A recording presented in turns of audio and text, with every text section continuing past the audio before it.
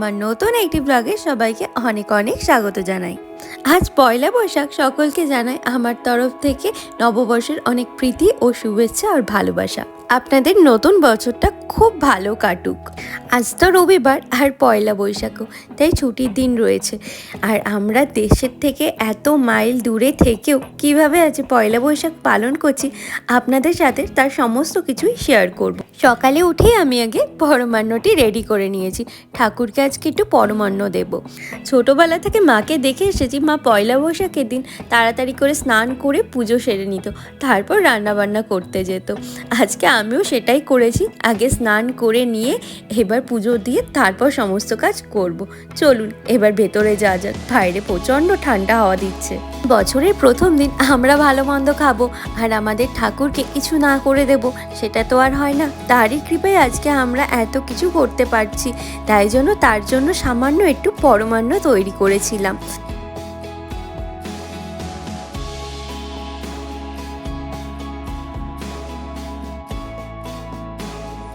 চলুন এবার ঝটপট রান্নাটা সেরে নেওয়া যাক। আজকে মেনুতে অনেক কিছু আছে, তার মধ্যে একটু আলু পোস্তও রেখেছি।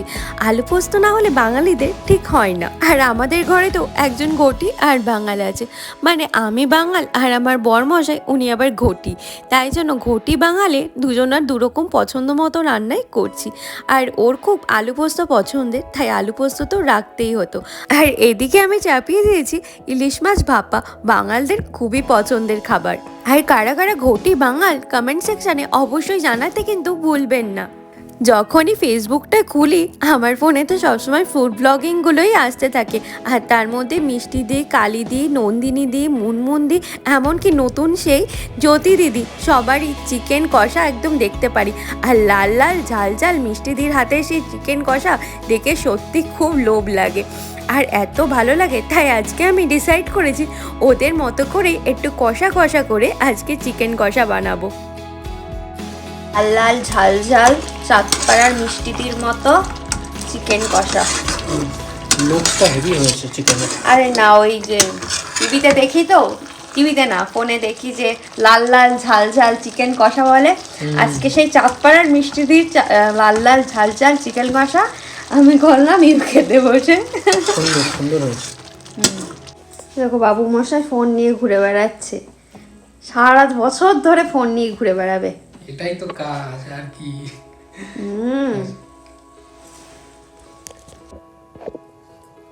নমস্কার সকলকে, আমাদের দুজনের তরফ থেকে সকলকে জানাই শুভ নববর্ষের প্রীতি ও শুভেচ্ছা। সকলে ভালো থাকবেন, সুস্থ থাকবেন, সাবধানে থাকবেন। আর বড়দেরকে আমাদের প্রণাম, আর ছোটদেরকে অনেক ভালোবাসা আর স্নেহ। সকলে ভালো থাকবেন। চলুন এবার নববর্ষের ভুরিভোজটা সেরে নেওয়া যাক। আজকে মেনুতে আছে সাদা ভাত, পোলাও, ইলিশ মাছ ভাজা, বেগুনি, ডাল, আলু পোস্ত, ইলিশ ভাপা, চিকেন কষা, রায়তা, পাঁপড়, স্যালাড, পায়েস, মিষ্টি। ব্যাস এইটুকুনি আজকে করেছিলাম আয়োজন। নাও খেয়ে নাও। খাবো তো, কিন্তু কোন দিক দিয়ে শুরু করব ভাই সাহেব? কত মেনু, ये तो পুরো বাঙালি ভুড়ি ভোজ ভাই। পোলাও আছে, ইলিশ মাছ ভাজা দিয়েছি তোমার ফেভারিট, আর ভাপাটাও করে দিয়েছি। এটা ফেভারিট, ইলিশ মাছ ভাজা, চিকেন কষা, এদিকে বেগুনি, তারপরে আলু পোস্ত, ডাল, আলু পোস্ত, ও সব একদম, পায়েস, মিষ্টি, রায়তা। কিন্তু পুরো একদম সেই কি বলে জামাই আদর হচ্ছে যেন। জামাই ষষ্ঠীর জন্য চমক আছে, জামাই ষষ্ঠীতেও চমক আছে। ও কোন দিক দিয়ে শুরু করব? ভাত দিয়ে, সাদা ভাত দিয়ে আগে শুরু করে দাও। ঠিক আছে, ভাত দিয়েই শুরু করি। আগে তোমার এটা পোলাওটা দেখি। ভালো আছে, দারুন দারুন। ইলিশ মাছ অসাধারণ অসাধারণ, দারুণ লাগছে। ঠিক আছে, সবাইকে শুভ নববর্ষ জানিয়ে দাও আমার ইউটিউব ফ্রেন্ডসদের। একদম একদম, সবাইকে, সব ফলোয়ার্সদের শুভ নববর্ষের প্রীতি শুভেচ্ছা, অনেক অনেক ভালোবাসা। নাও এবার খাওয়া দাওয়া শুরু করো, আমিও খেতে আসি। তুমি চলে আসো। আজকে ছোটোবেলার পয়লা বৈশাখের দিনগুলো বেশ মনে পড়ছে। ছোটোবেলায় মা আমাদেরকে এইভাবে ঠিক খেতে দিত, আমরাও ঠিক এইভাবেই খেয়ে থাকতাম। কত রান্না করে দিত মা, আজকে যখন দুই বাড়ির লোককে ফোন করে দেখানো হয়েছে এত কিছু রান্না করা হয়েছে, তারা খুব খুশি হয়েছে যে আমরা দেশের বাইরে এইভাবে নববর্ষটাকে পালন করে থাকছি। ম্যাডাম সেজে গুজে জানলা দিয়ে লোক দেখছে, ছেলে দেখছি। এই বলে ছেলে দেখছে। বিবাহিত তুমি এখন। যাই হোক, শুভ নববর্ষের দিনে কেমন ফিলিং হচ্ছে দেশের বাইরে? দেশের বাইরে এসেও না দেশকে এতটাও মিস করছি না, কারণ তুমি আর আমি একসাথে যেহেতু আছি তাই সবটাই বাঙালিয়ানা আমরা করতেই পারছি। মানে খাওয়া দাওয়া থেকে শুরু করে সমস্ত কিছুই আমরা মানে সেটাই ফিল করছি। আর যারা বন্ধু বান্ধবরা এখানে আছে আর ভিডিও কলে তো সবার সাথে কথা হচ্ছে, তো ভালোই লাগছে, একটা অন্যরকম অনুভূতি। হ্যাঁ, দেশকে তো মিস করছি।